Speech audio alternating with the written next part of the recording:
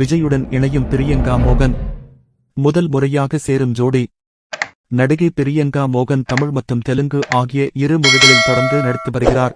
இவர் நடிப்பில் கடந்த ஆண்டு தெலுங்கில் வெளிவந்த சரிபோதா சனிவாரம் படம் மாபெரும் அளவில் வெற்றியடைந்தது.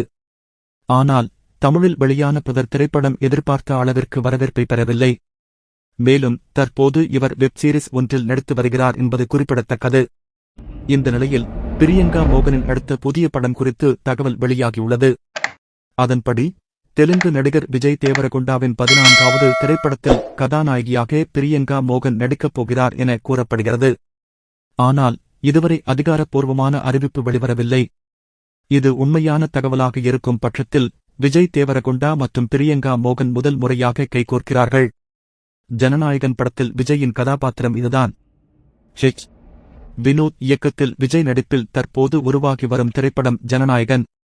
இப்படத்தை KVN நிறுவனம் தயாரித்து வருகிறார்கள். இது விஜயின் கடைசி படமாகும்.